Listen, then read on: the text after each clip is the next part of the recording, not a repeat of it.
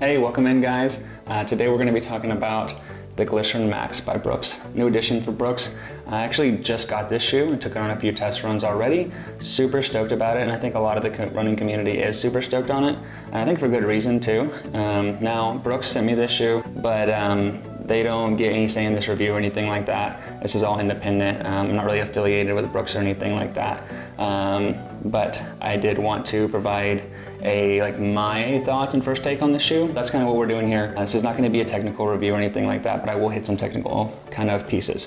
So initial impression, super soft, super cushy, with like a firmer undertone, I suppose is like a good way to put it. And I'll kind of walk through why that is here in just a second. I think this shoe is kind of for just about anyone. It definitely makes for like a really good like longer run shoe.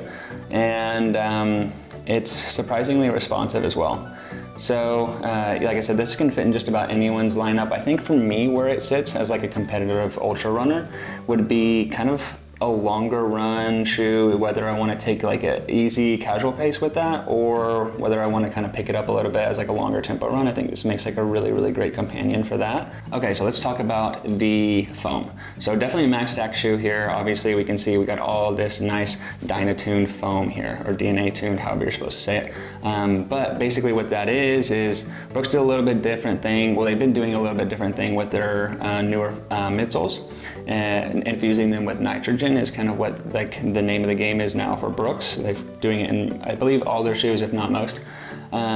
Kind of what that does is it gives a little bit lighter of a feel through the foam. They don't have to use as much foam, they don't have to layer it as much, just to get this nice, soft, springy, bouncy feel that also kind of has like a bit more responsiveness as well, I guess is a good way to put it. Now with the DNA tuned foam, what we have here is from the heel to the midfoot, there's bigger cells in there. You can think about like more nitrogen infusion going on there. That creates like a nice, airy, soft landing that's like nice and kind of lofty, if you will. Now, in the forefoot, what we have here is a bit firmer, a bit more responsive. So overall, what the DNA tuned foam is doing is it's allowing for a nice cushioned, soft landing, quick transition into a bit firmer toe off that's more responsive. So that's what we have here in the DNA tuned. Personally, I definitely noticed that. I was a bit iffy at first on the softness of it. I thought maybe this might be another like New Balance 1080 situation where it's kind of soft and flubby and kind of, not super responsive.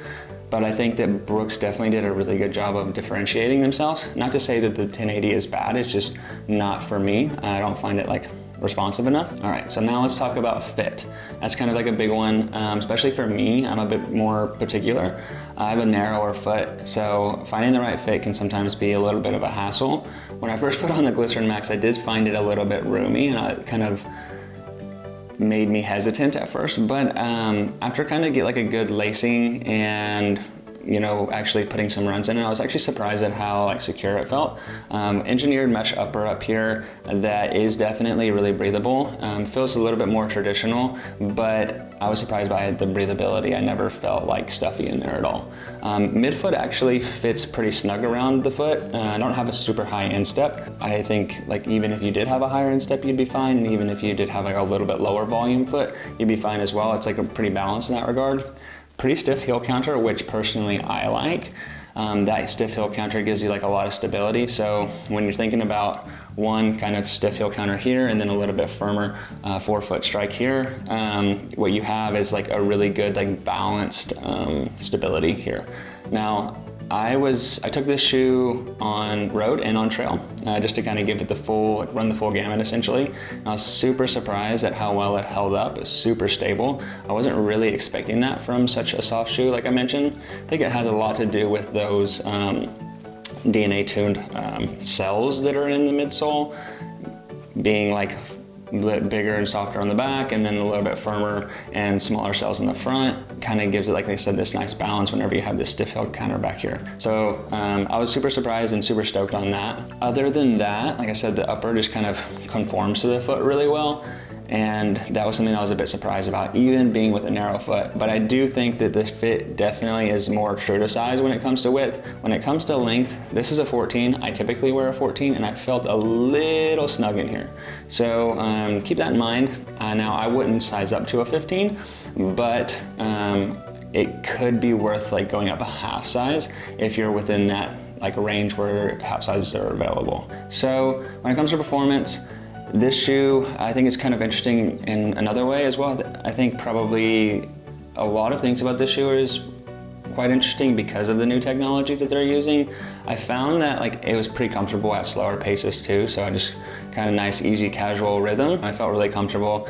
And then whenever I picked up the pace as well, if I wanted to try to really put this shoe through the ringer, it held up really well, and it gave me a lot of feedback as well. So quite responsive in that regard. I think it's a pretty high performing shoe, especially for being like a max cushion. Could potentially be used as a race day shoe as well, depending on who you are. If you're like a beginner and you're just going out for like more casual races, maybe like a marathon or two a year, and you're not super competitive, I think this could be a really good option for that. Now, if you're trying to PR, it may not be the best bet for you. Actually, I'm gonna go ahead and say it's not the best bet for you. It's quite heavy. If you want like a non-plated racing shoe, I think that I'd probably rather go with the A6 Super Blast over this guy, because it's a little bit heavier, it's a little bit bulkier as well. I don't think it's like as suited for those like PR races, but if you just want something nice and like cushy, that's gonna be nice and forgiving, but then also have like a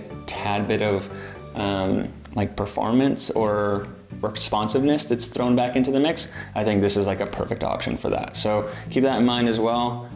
Could be a good option for you if you kind of fall within that category. Durability wise, I think that the Glycerin Max can probably get you pretty close to like 500 miles or so. Personally, I used to put like about 600 miles on like a 1080 back like when I first started my endurance running journey. I think that this is probably pretty close to that. I'm a bit like stronger of a runner now, so I think that I kind of run through shoes a little bit quicker. But if I had to guesstimate, I'd probably say that this shoe could get you around 500 miles. Kind of to sum things up with the Glycerin Max here, it comes in at a price point of $200. Do I think that that's worth it? I think it's close, but with that DNA tuned foam, maybe that's what's bringing that price point up. That is like, they're the only ones really doing that. So in that regard, maybe I can see hitting that 200 mark. I will definitely continue to use this shoe.